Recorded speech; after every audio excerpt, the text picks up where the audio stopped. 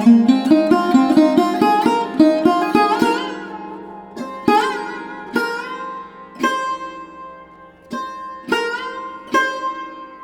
বন্ধুরা, আশা করি সবাই খুব ভালো আছেন। টুম্পাস কিচেন অ্যান্ড মিনি ব্লগসে আপনাদের সকলকে জানাই স্বাগত। সারা শীতে 1 চামচ খাবেন, হাঁটু, কোমর ব্যথা, রক্ত স্বল্পতা সবকিছু ঠিক হয়ে যাবে, চুল ও মুখ উজ্জ্বল হবে। এই রেসিপিটা যদি একবার বাসায় তৈরি করে খান তাহলে খেতে অপূর্ব হবে এবং আপনাদের জ্বর, সর্দি, কাশি দূরে যাবে। আমলকি দিয়ে যে এত সুন্দর রেসিপি হয়, না দেখলে বিশ্বাস হবে না। আমলকি আমরা অনেকভাবেই খেয়ে থাকি, কিন্তু একবার এভাবে আপনারা তৈরি করে খাবেন তাহলে আপনাদের অনেক উপকার হবে। অবশ্যই বন্ধুরা, আমি যেভাবে তৈরি করব এভাবেই তৈরি করতে হবে, তাহলেই আপনারা এর উপকারিতা অবশ্যই পাবেন। একবার হলেও বাসায় ট্রাই করবেন। চলুন তাহলে দেখে নেওয়া যাক আমলকি দিয়ে কিভাবে আমি এই রেসিপিটি তৈরি করি। এজন্য আমি এখানে বেশ কিছু আমলকি নিয়ে নিয়েছি। আমলকিটা আমি পরিষ্কার করে ধুয়ে নিয়েছি। এখন আমলকিটা আমি গ্রেট করে নেব।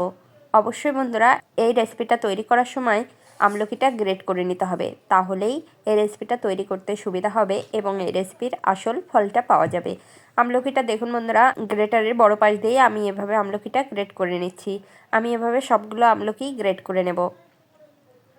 এই বড় পাশ দিয়ে গ্রেট করতে হবে, তা নাহলে অনেক মিহি হয়ে যাবে, সেক্ষেত্রে রেসিপিটা ভালো হবে না। দেখুন বন্ধুরা, এভাবে আমি সব গ্রেট করে নিয়েছি। এখন রেসিপি তৈরি করে নেব। রেসিপিটা তৈরি করার জন্য আমি একটা কড়াই নিয়ে নিয়েছি এবং চুলার আঁচ বন্ধ আছে। এখন আমি প্রথমেই আমলকিগুলো দিয়ে দেব। আমি পুরো আমলকি দিব না, আমি অর্ধেকটা পরিমাণ আমলকি এখানে দিয়ে দেব। এখন আমি এখানে গুড় ব্যবহার করব। আপনারা চাইলে এখানে মিশ্রিও ব্যবহার করতে পারেন, তবে বন্ধুরা অবশ্যই ভালো ফল পেতে গেলে গুড় কিংবা মিশ্রি ব্যবহার করতে হবে। কোনো রকমভাবে চিনি ব্যবহার করা যাবে না। চিনি ব্যবহার করলে খেতে স্বাদ হবে, কিন্তু এর আসল ফলটা পাওয়া যাবে না। এজন্য আসল ফল পেতে চাইলে অবশ্যই গুড় কিংবা মিশ্রি ব্যবহার করতে হবে। মিশ্রি বড় দানার থাকে, এজন্য মিশ্রিটা একটু গুঁড়ো করেও নিতে পারেন, তাহলে তাড়াতাড়ি হয়ে যাবে বা গলে যাবে। এখন আমি এখানে দিয়ে দিচ্ছি গুড় এবং গুড় দিয়ে বাকি আমলকিগুলো উপর থেকে দিয়ে দেব। এখন আমি এখানে দিয়ে দেব একটু আদা। আমি এখানে 1 কোয়া মতো আদা থেতো করে নিয়েছি। বন্ধুরা, এই আদা অবশ্যই দেবেন, তাহলে এর স্বাদটা খুব ভালো হবে এবং এর গুণটাও ভালো পাওয়া যাবে। এখন এখানে দিয়ে দেব কিছু গোলমরিচ। আমি এখানে কালো গোলমরিচ গুঁড়ো করে নিয়েছি এবং দিয়ে দিয়েছি। আপনারা চাইলে এখানে লঙ্কা গুঁড়োও ব্যবহার করতে পারেন, তবে লঙ্কা গুঁড়োর থেকে যদি আপনারা গোলমরিচ গুঁড়ো ব্যবহার করেন তাহলে স্বাদটাও খুব ভালো হবে এবং এর ফলটাও ভালো পাওয়া যাবে। এখানে আমি সামান্য লবণ দিয়ে দিয়েছি বন্ধুরা, কিন্তু স্কিপ হয়ে গিয়েছে।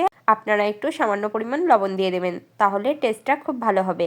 এখন আমি ভালোভাবে নাড়াচাড়া করে মিশিয়ে নেব, কিন্তু ততক্ষণ মেশাবো না যতক্ষণ না গুড়টা গলে যায়। এই সব কিছু দেওয়ার পরেই চুলার আঁচ দিতে হবে এবং চুলার আঁচটা কিন্তু অবশ্যই লো রাখতে হবে।